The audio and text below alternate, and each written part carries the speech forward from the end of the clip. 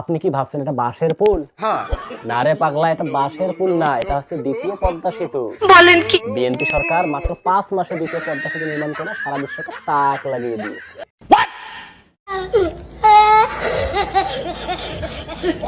ও কাকি, আমাদের প্রধানমন্ত্রীকে আপনার কেমন লাগে? ওনারে সার্কাস মনে হয়, তারেক রহমান রে সার্কাস দেখাইতে আসছে। কাকি আস্তে আস্তে আস্তে, তুই ফেলা ফেলবো আবার।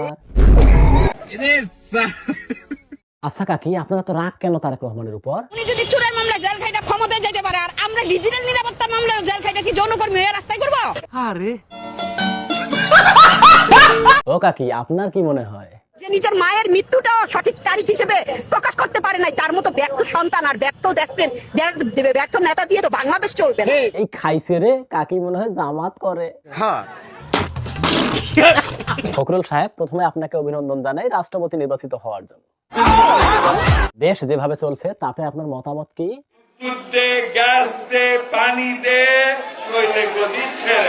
আপনি যেহেতু বলছেন, আপনার সাথে আমরাও একমত।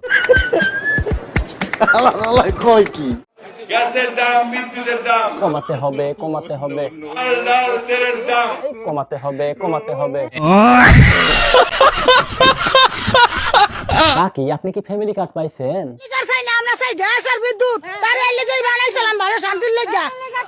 হ্যাঁ, আমাকে গো আমারে সাজিয়ে দিয়েছে রাস্তাঘাটে। মুরব্বি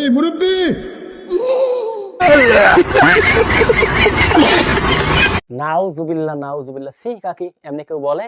আপনার তো উজু চলে গেছে, যান আগে উজু কইরে আসেন। একটা বাচ্চা যেমন মার পেটেতে পবিত্র আছে, আমাদের তারেক রহমান এবার প্রধানমন্ত্রী সেরকম পবিত্র হয়ে বইছে। মাশাআল্লাহ, মাশাআল্লাহ, সুবহানাল্লাহ।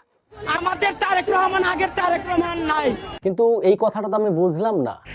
তার মানে আগে কি উনি চোর ছিলেন?